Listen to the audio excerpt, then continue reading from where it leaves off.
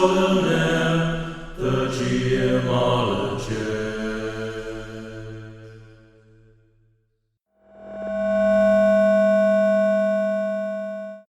Do not adjust your audio. Do not adjust your video. There is none anyway. So, Carl here. Welcome to the GMologist Presents. Today is an episode of feedback. The first feedback we have is from Mark the Meek, who sent us a call on the Alien Earth and Aliens franchise episode that I was joined by Arlen Walker and BJ Wood, and Arlen and BJ have taken the time to answer.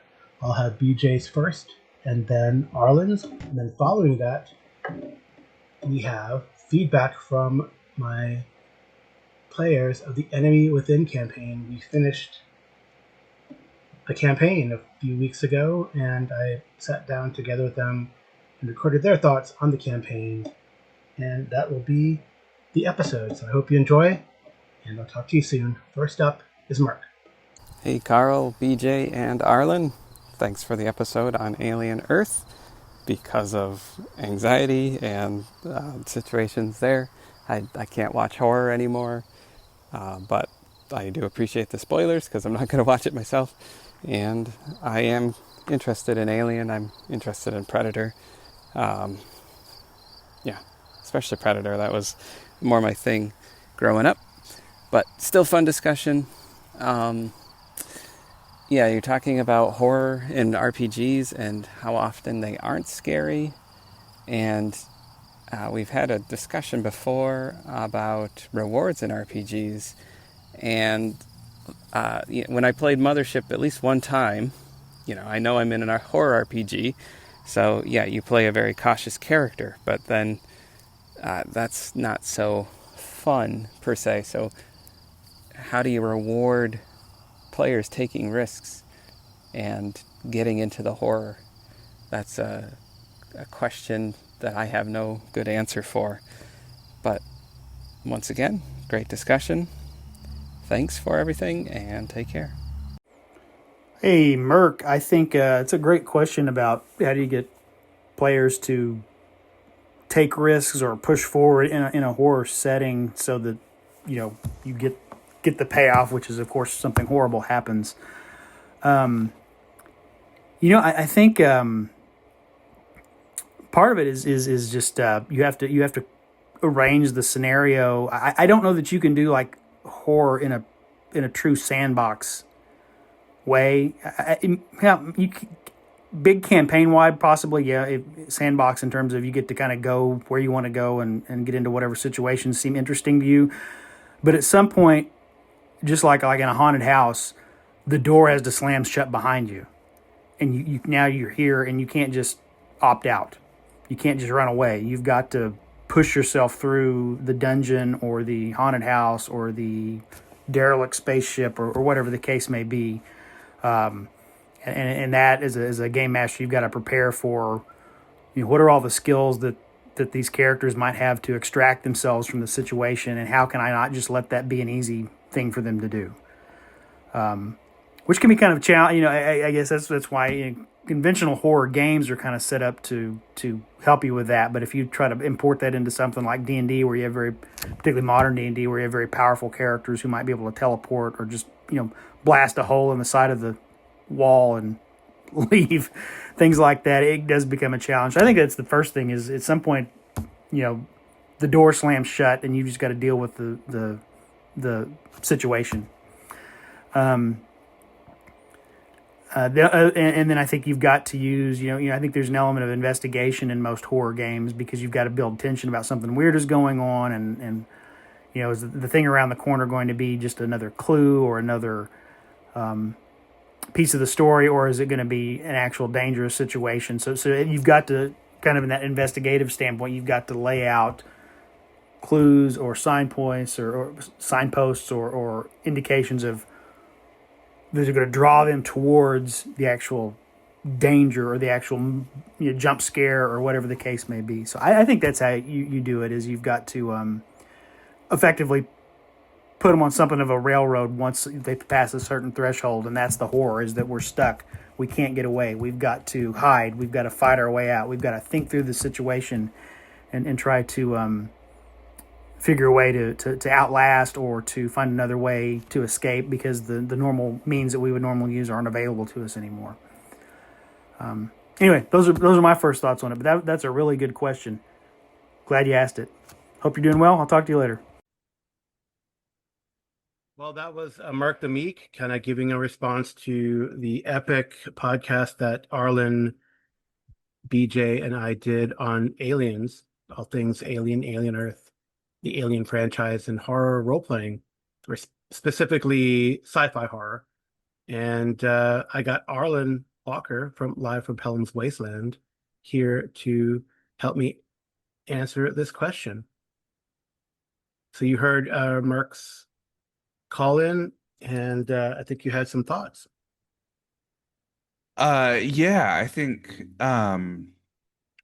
there's a Merck brings up a good point. A lot of our kind of expected reward structures, for lack of a better term, in other games are perhaps not as applicable to most horror gaming. I mean, part of it is that a lot of horror games are, it seems like in my experience, are one shots, and so you don't have, in a traditional campaign, it seems like a lot of the ideas are like, well, part of the reward is like, in old school D&D, right? You're getting gold, and so you're putting together your resources in one shot, right? That doesn't really matter very much. And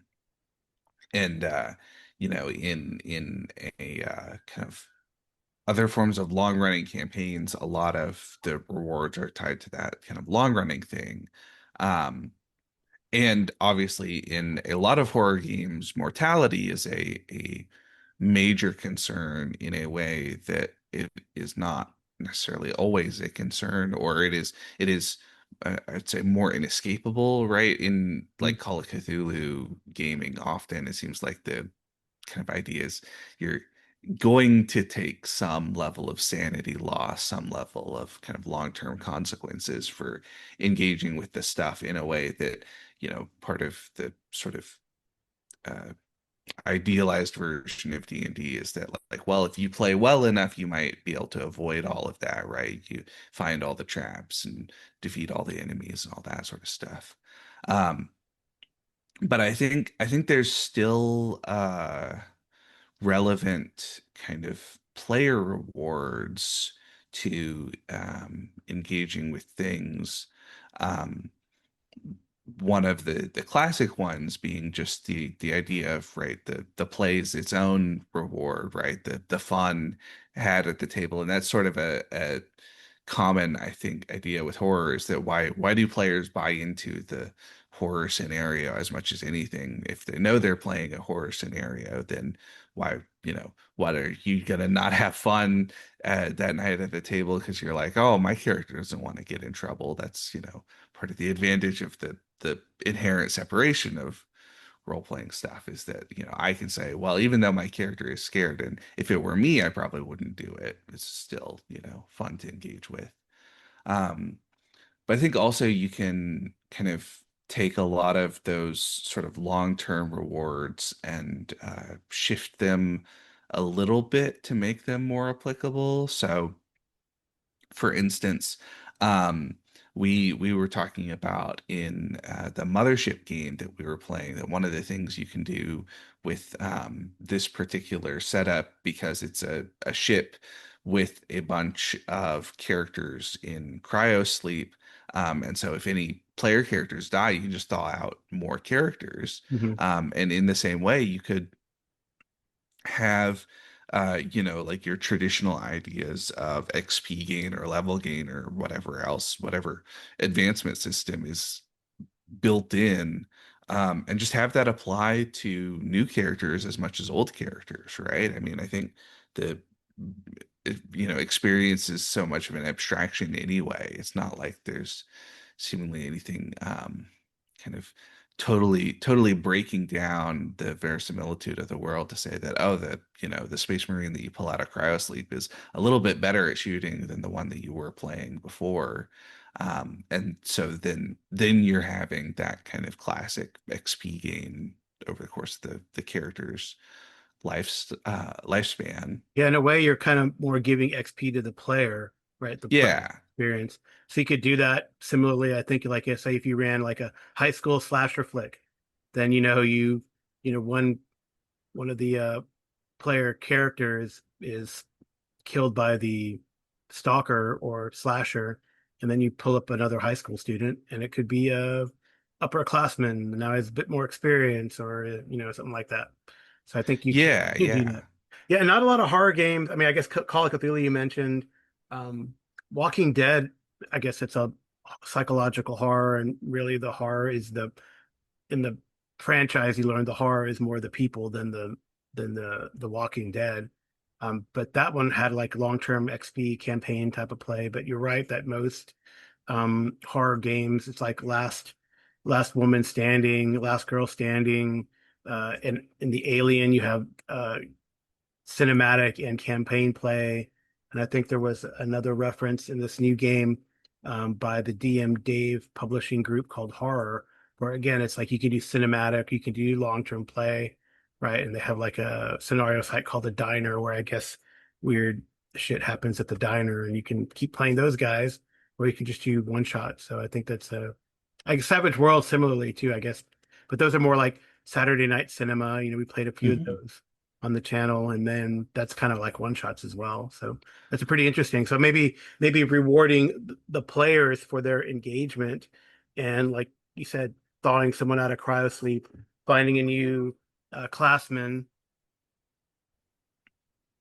So that's probably if you were to do multiple games in a horror genre and your players had a buy-in, then I think that would be the way to go. Is right, experience to the players, and then that carries over.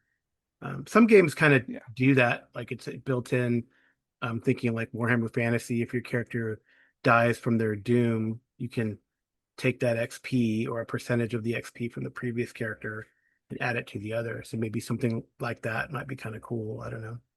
Yeah, I think you can also we were talking really about a lot of like kind of for lack of a better term, sort of pure horror stuff, like Alien is Hmm. um really horror without a lot of, I mean, it has kind of sci-fi aesthetics, but at its core it's a lot more horror. But like I think you could also do I think about like a lot of the fun kind of pulpy weird fiction stuff Hmm. is sort of horror blended with something, and Right. that can be a way to have um kind of more of the sort of long-term expectations of play, right? Like Conan encounters all sorts of weird, horrifying things, but you'll notice he doesn't die from any of them, No, and so you could have something kind of inspired by that, but or all the some of sidekicks the. die, or all the narrators that, like I just read an excerpt from Beyond the Black River, Mhm. and Balthus dies, right? Yeah,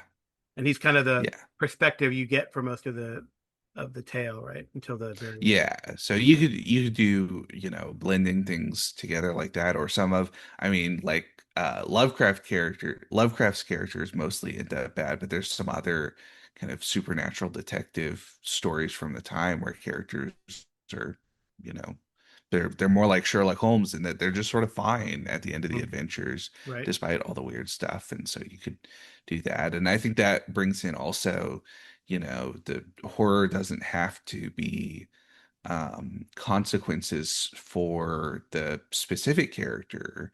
It can also be like consequences for kind of the world around them. Mhm. And that also could mean, of course, that the character doesn't suffer in the way that the world around them does, right? Like I think even in something like The Walking Dead, that's sort of the conceit, right? Is that part of what you're seeing is not just kind of what happens to these people, but what has happened to the Society. world Mhm. and society and all of these other people around them. And so there's something kind of interesting there, and you know And on the other side of that, you could have, I mean, even if characters suffer, if the players are engaged because they are, caring about the world that the characters are engaged in, they may be like, well, even though this is a dangerous, horrifying thing that we have to go face, it's, worth it to us to make the world around the characters the better place, even Right. if it's likely to end in, death or insanity or whatever else for our characters. Right. I think one more interesting point that Merc made is how do you give experience for the players mimicking or experiencing the horror? And I think a few games do that. So like I know that the horror game that I mentioned earlier, they have like if you get an XP for promoting your flaw or weakness, right? I think Code Mhm. Wars seems to do that as well, right? You promote your weakness or your flaw, and I think that's where you could engage with the horrorness or the horror aspect of a particular game. So even if your player is not feeling it, then your player character can mimic that. Yeah, I think a lot of meta currency seems sort of tied to some of those concepts. I mean, I Mhm. think like Savage Worlds with Bennies, right? They'd be like, yeah, this character is playing up their, horrified reaction to this thing really well, so they get a Benny, that sort of Right. thing. Yeah, yeah. And that's not a like long-term character growth, but that is a little extra to help Mhm. them get through the adventure by buying into it. Yeah. Cool. Yeah. Well, thank you so much, Arlen, for joining me to answer Merck's question or comment on his comments. Yeah. Yeah. And we'll talk to you soon, I'm sure. So now, hopefully uninterrupted this time, I will introduce the player characters. The other one I will introduce them because I forgot to do so during the recording I did in their retrospective. So to my left, I'm going clockwise from left to right. To my left was the player who played Marastra, and he started as a elven knight, a wood elven knight that he legitimately rolled randomly on the table, and then progressed in his career to an amber wizard, and then eventually almost became a high wizard.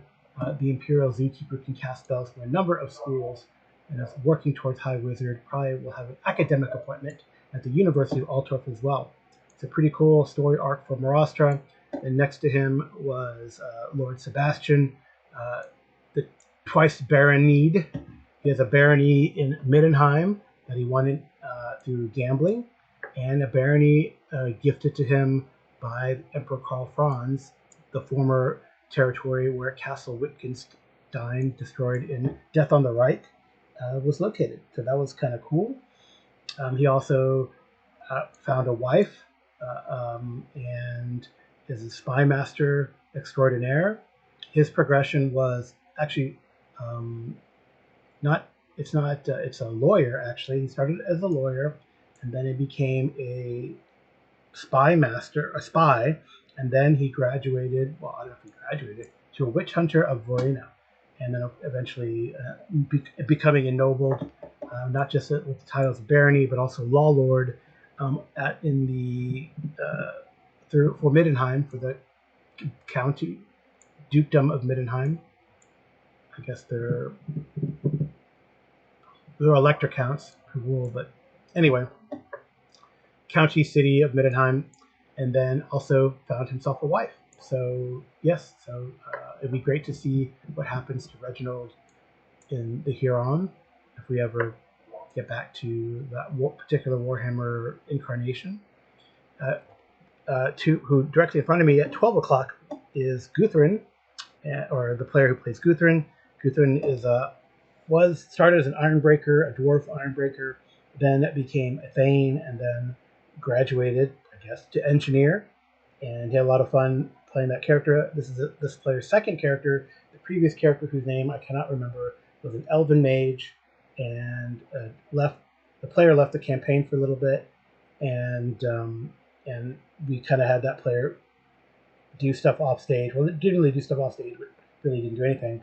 And then finally, he came back, so we added him to the finale of Death on the Reich.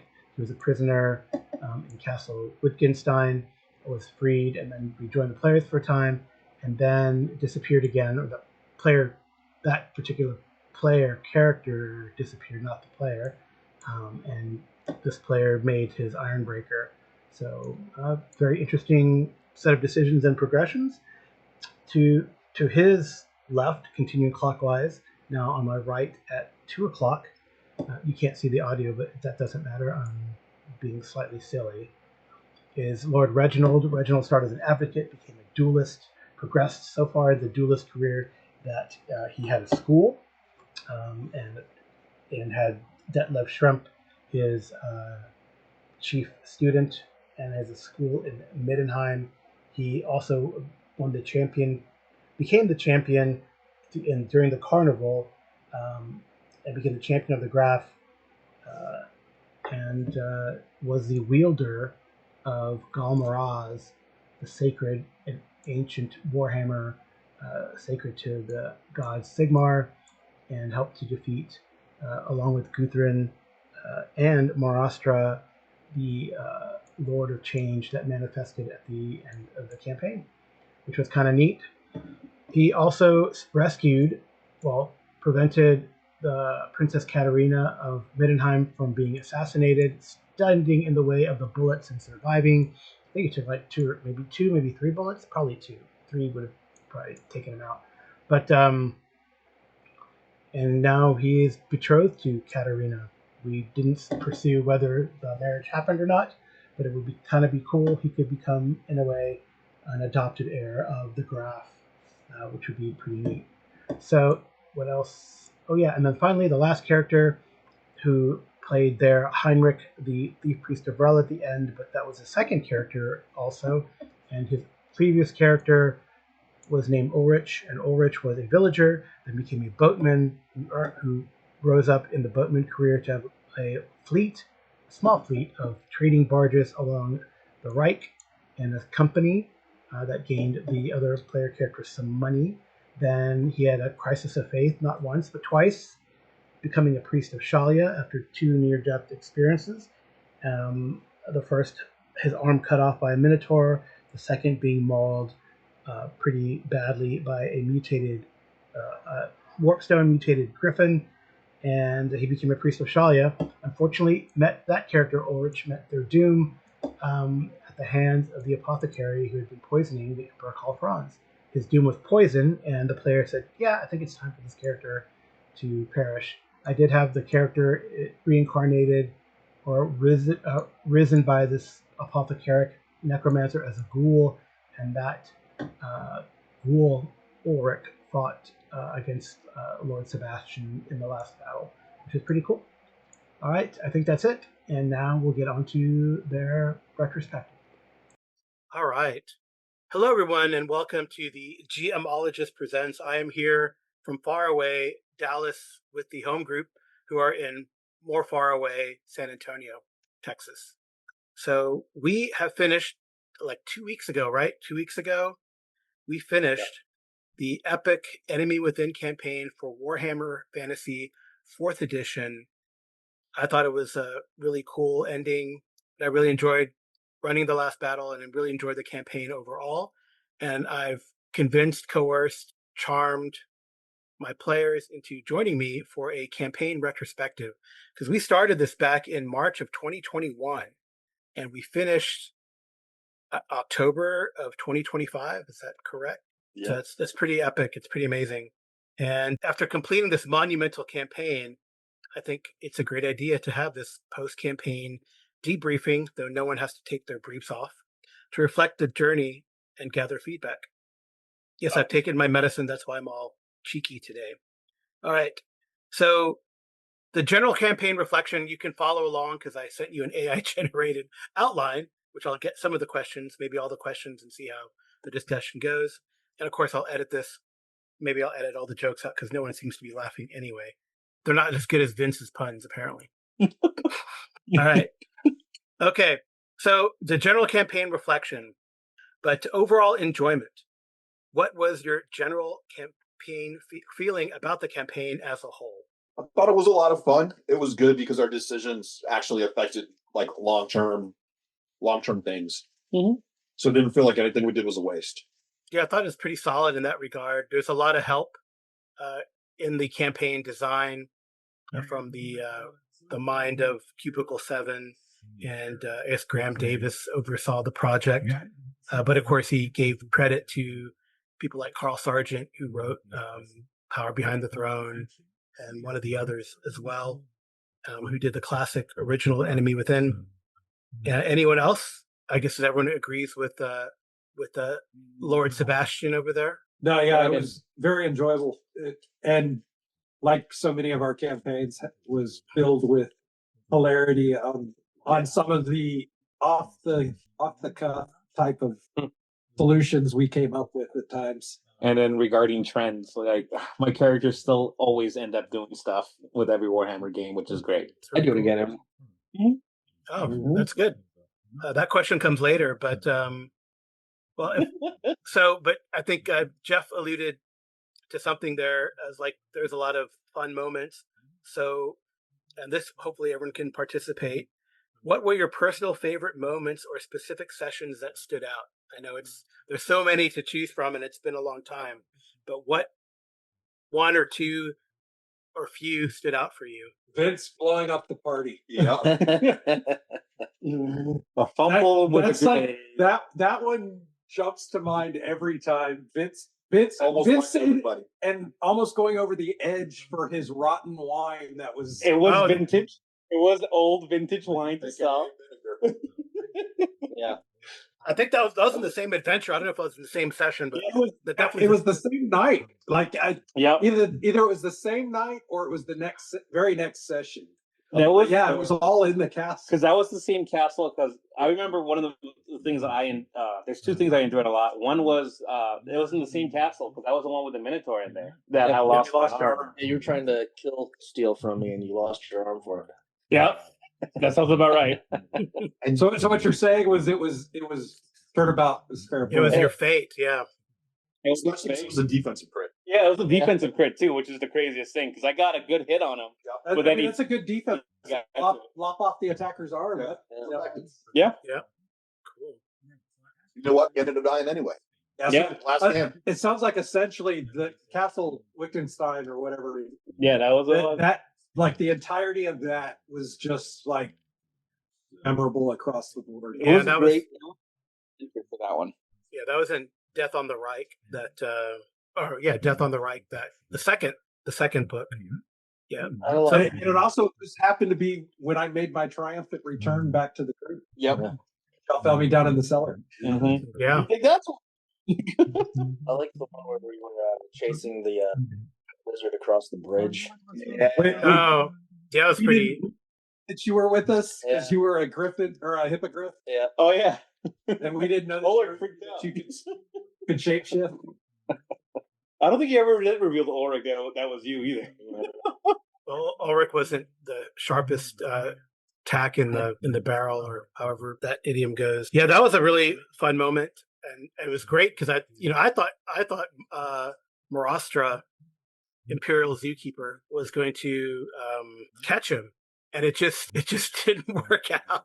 And I don't roll behind a screen. I roll in front of everyone, and it was so funny, just to see that happen. That because like Dice kicked in Yeah. the chase, like right at the wrong time. He had been fighting it for so long and getting good rolls, and then all of a sudden, the dice remembered. Oh wait, this is chase. Yeah.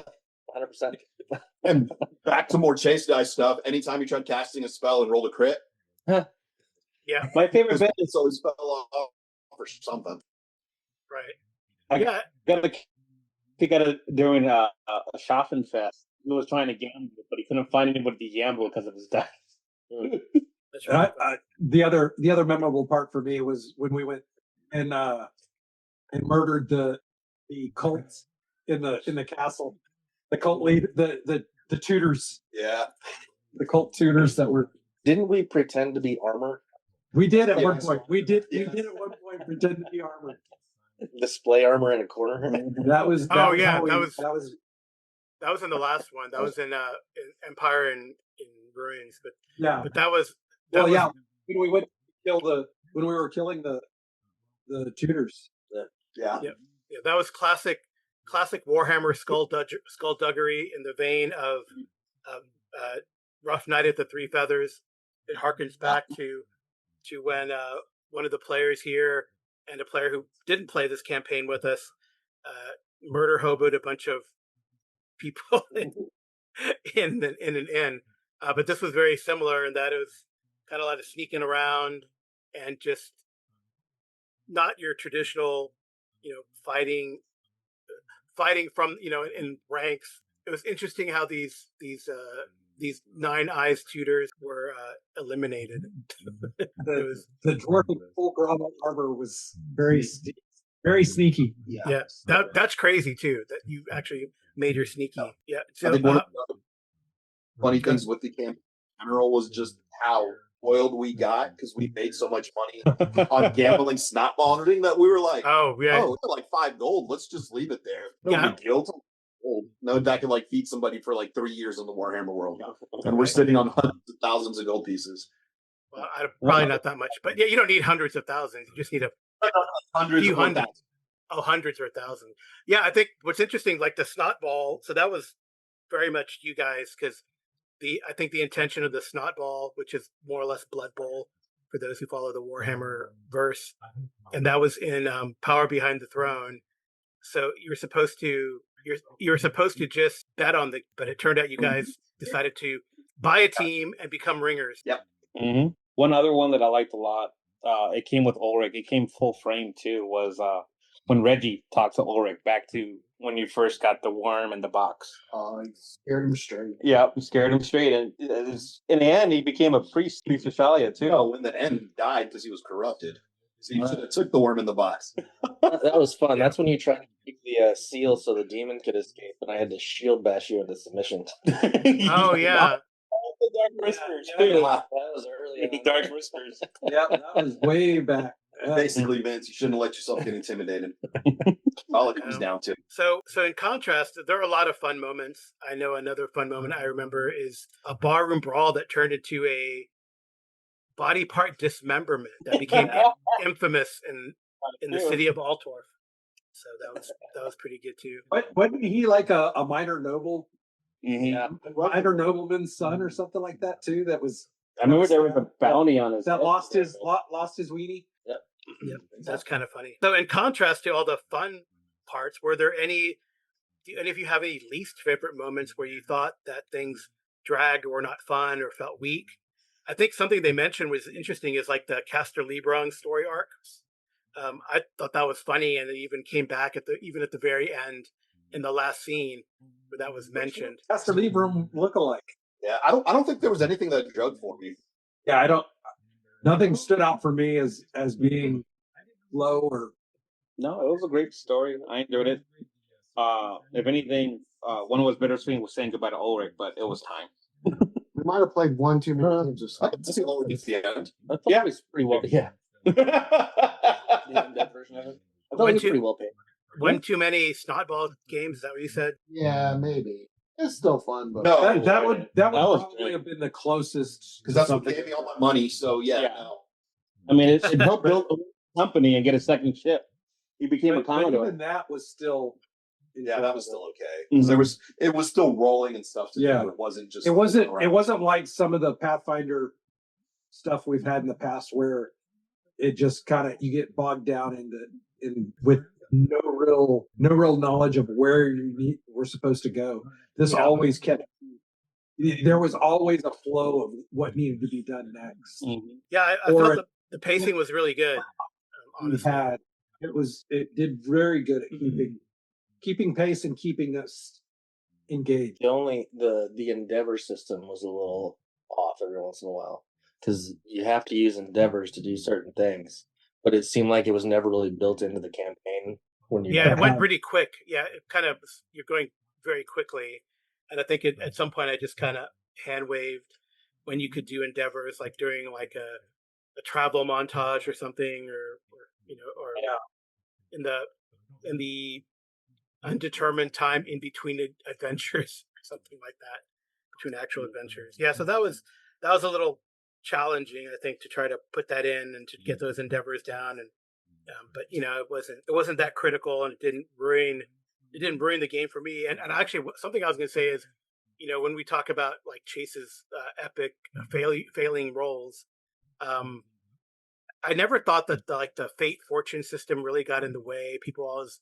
poo poo the fate and fortune, especially fortune. Like at the end, some of you guys had a ton of fortune, especially if you're human.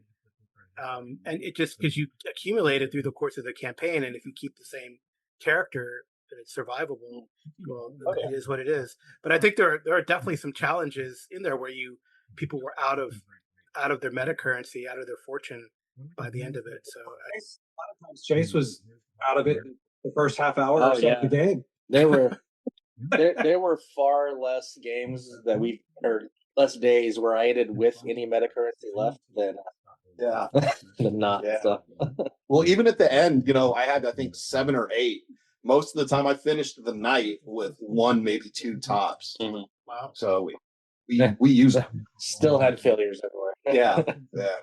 Yep. So what do you think, just the last thing, sort of in the general campaign reflection questions, what do you think was the most challenging part of the campaign, either for you or your character as a character or even as a player? Not understanding why Reggie didn't want to sit on the throne. For me, for Ulrich, it was to stop smelling, apparently. I had a lingering smell that took forever to get away with. Yeah, that was one of the many running gags in the campaign, I believe. He smelled like turnips and manure at first, and then eventually, I guess, fish.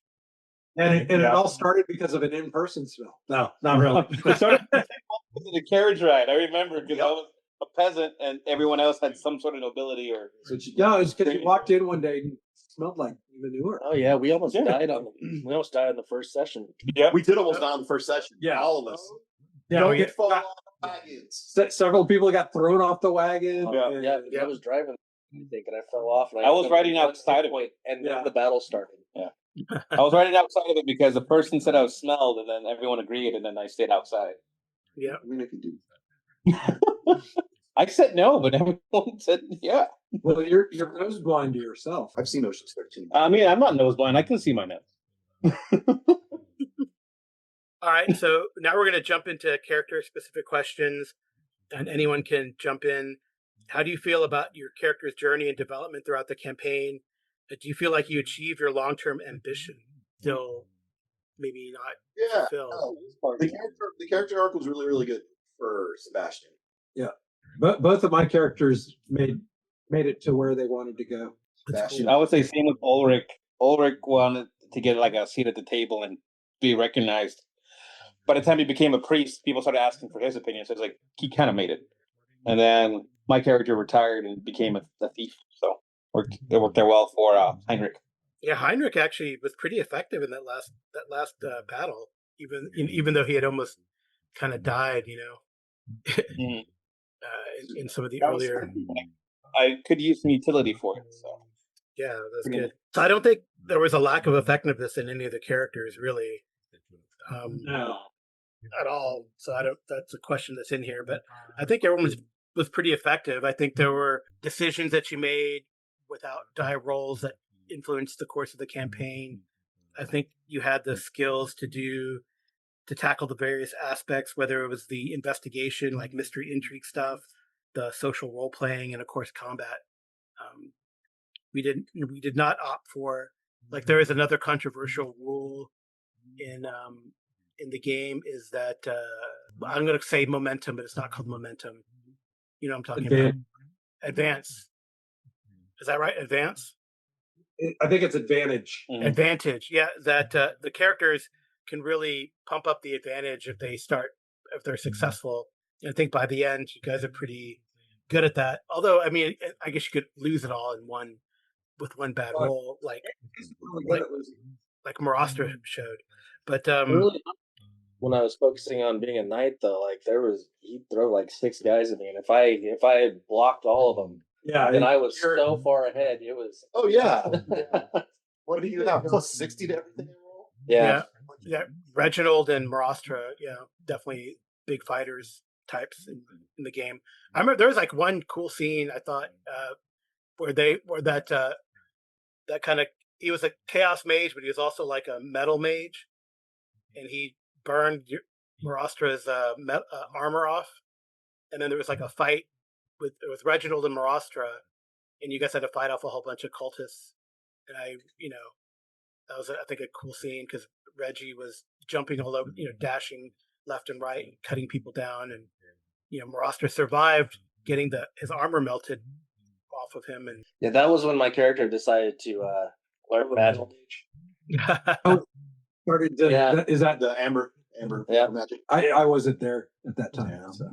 I think one of the other things I really liked too was the finding Plod spoons, his brace of tactical spoons. mm-hmm. Yeah, that's a callback to Plod, right? Yeah, that's what it was. It was Plod's brace of tactical spoons. Yeah. Someone's fighting. Yep. They were Especially effective against Skaven, I think. They come in handy that one bit. All right. So here's a question. Maybe hopefully all of you guys can answer. In turn, what was the most impactful decision your character made during the campaign? Oh shit! For me, it turned out to be the Witchmaster Ruin to get on my axe because that always crit thing is what ended it's crazy. Yeah, by early.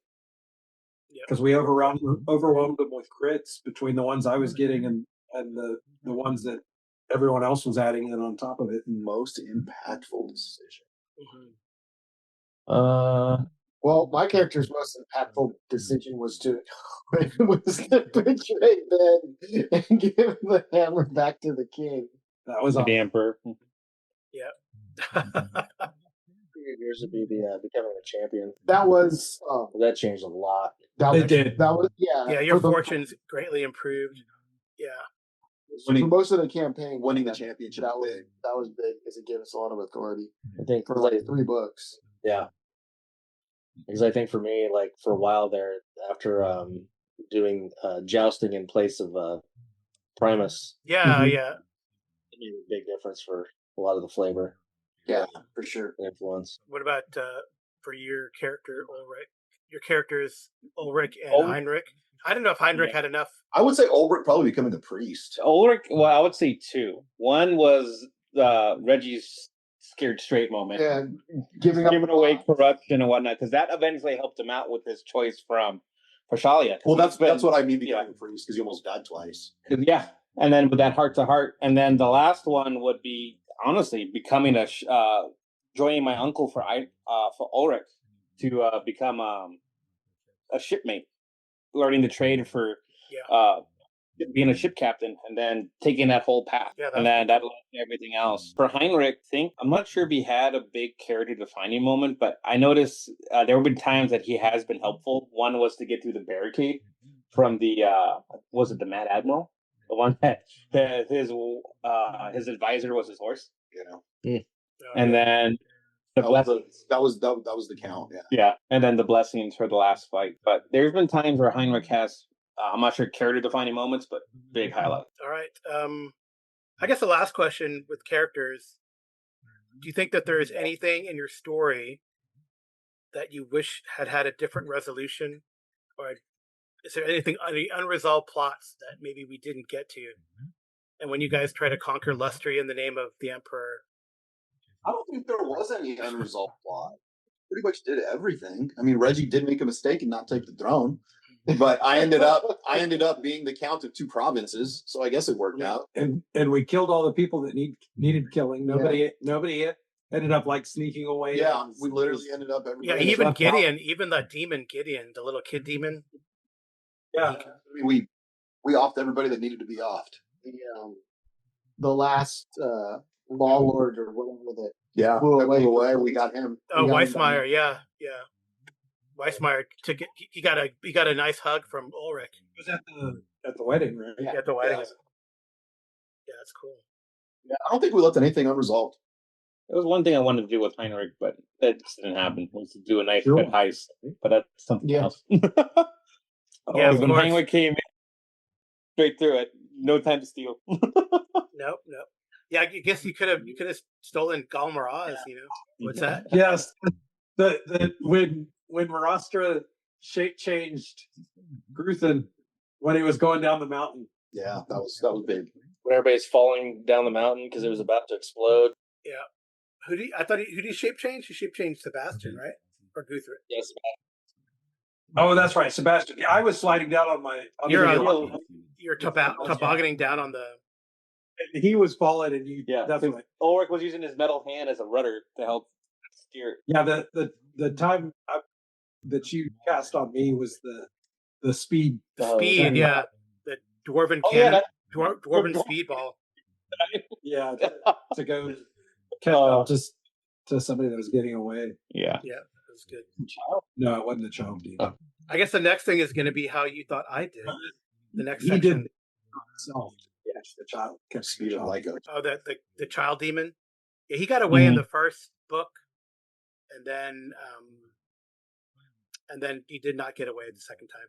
He was trying to cause problems in the back, but you guys kept actually one step or two ahead of him the whole time, which is kind of funny. So he was kind of frustrated at the end, and I think he played his hand way too abruptly there at the end because he just got frustrated with all the setbacks that you guys were throwing at him. It's kind of funny. They found out, and Rastra ended his time on the plane. Yep. Back to material. When I was fighting that, right? We thought you were fighting yourself. Yeah. Oh yeah, fighting. funny.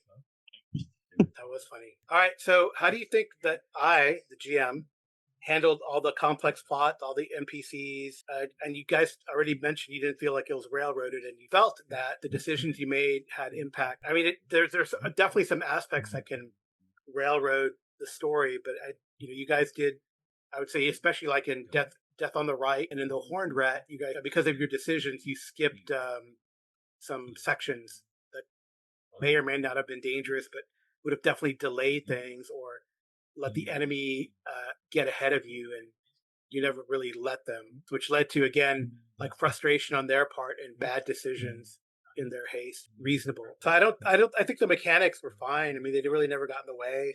I love that you guys took advantage of changing careers. Some people did get corruption, right? Yeah. Yes. Yeah, there were a few mutations in the party. Yeah, but Chase only got the good. Yeah. No, he did get one bad one. You got He the one bad. He So got do you two think- good and one. I only had two. Okay, then one good, one bad. Yeah. So do you think did none of your characters ever became corrupt, right? I got close to it at one point, but I was able to purge it off enough with a few Dark Oh, Whispers and a few other things. And like, Imperial Heroes. Of course, there was no corrupt. and then Reggie had no corruption, right? You didn't take. That's amazing, right? I He had points here and there, but I Purged. yeah, like towards the end, when it was like the whole walking in Sigmar's path, Oh, right. that stuff you that gained. purged like exactly the amount of crap I had. But I don't know. I think I had like a max 5 or I something. ended up with 2 points. At the end. That's it. Yeah. I was 1 or 2 away from getting a mutation at a few points, but then I was able to increase my toughness, drive it off a little bit You longer. should have waited and took mutation and then upped your toughness. Yeah, I don't think What Gunther if you- never got corrupt, right? Iron Skin would miss. No, I would laugh if I got the extra arm and then it just replaces my arm. What Yeah, extra it's like iron stone skin? skin. Something like that. There's 2. There's one that's like scales. There's another one I think that was just like your skin's. So, just a few more questions here. Which is- What aspects of the campaign would you like to see more of in the future? Do we need to? I don't know. Is there unresolved plots, I guess? No, I don't think there's any unresolved plots. I don't think anything would change because honestly, everything. That's My great. my big thing is decisions that have long term effects, and that's what we got. That's all I really Yep. care about. That you're just not making decisions in a vacuum. Like all that matters. Yeah, I didn't. If there was plot armor, I noticed it. That Yeah, I never felt like it didn't matter what we did in an instance. I thought everything that we encountered and all the decisions we made, at least from my viewpoint, seemed to matter. Whether they ended up mattering or not, Yeah. anyone's Say. hard to say. But the way I felt was that it was meaningful. Yeah, I mean, I wonder if there's a lot of campaigns. Like, I think a big one was when you guys found out, like the several lines play, found out plot in Middenheim and then prevented the Graf from being killed. Found out about the doppelganger, stopped the plot, and then Sebastian even turning one of their agents. That was, none of that is like how the story's supposed to go. It's all, well, I mean, the story's supposed to go anyway, but the outline is such that the worst can happen. Graph is replaced by a doppel. Purple Hand has the upper. I think it would be fun to kind of go back and see what happens if you make different decisions. Obviously, that would take too long, but you know what I mean. But It's another 5. yeah, another 5 years. But yeah, just to go back, but what would happen if we had done this instead of that? Like, what happens if Primus, or what happens if just other different things? Yeah, it would, because they have all things. That's what I mean in the book. Like if you played this campaign before, right? Just to run would be kind of fun. But yeah, they have the whole that necromancer guy that appeared a couple times. They have like a whole series of adventures with that guy. And I think he only added that as a way to push things or get things moving in between a couple of the books.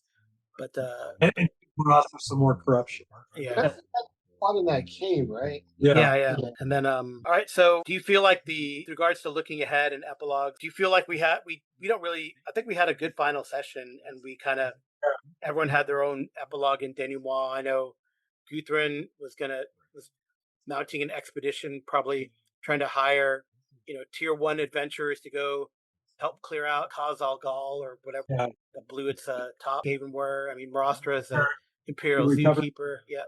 The barony, the dual barony that Sebastian has, perhaps future Graf of Middenheim, Reginald's character, and then Heinrich is plotting, some sort of heist in Altorf. Yeah, he took a tour of the castle because he wanted to do that as his reward to case the joint to try to take the jewels. Yeah, there you go. But I got to make it grandiose. Yeah, you could probably just ask for the jewels and do or do not. There is no trap. Fair enough. All right. Yep. So finally, last question: What's next? What kind of game or setting would you be interested in playing next? And pretend we haven't talked about it. Now, in terms of that's the same thing, but in 40K. I want to play Werewolf for 40K. Werewolves of 40K. Oh, that's easy. A werewolf in 40K. That's Lord Reginald's favorite chapter, Space. Well, I mean, I like Chaos, so they're all right. Yeah, so I think we've decided we're going to jump to Imperium Maledictum next, which is we haven't decided quite who the patron's going to be. Whether the default seems to be Inquisition, but we don't know. But I think one of our players is really set on wanting to work for the tax collectors. Yes, but we don't listen to that player. We just want to be accountants. That's it. Well, it's like it'd be the equivalent of like you be agents.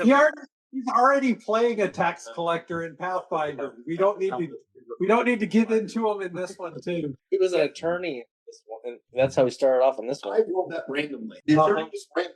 If it was by choice, I never saw the dice. If it was by choice, we're making it up. I would have made him a halfling. You guys know that. All I know, but still an attorney. He would have been a halfling attorney. I'd be fine with that. But the halflings. I thought you were gonna be a halfling badger rider. I was trying to be a foil breaker, but we ran into some opposition to that. All I know is if we decided to play accountants, and it's gonna be a game of how many turns before Vince gets fired for his mismanagement. Yeah, it's gonna be like Warhammer 40K, The Office. We're really excited.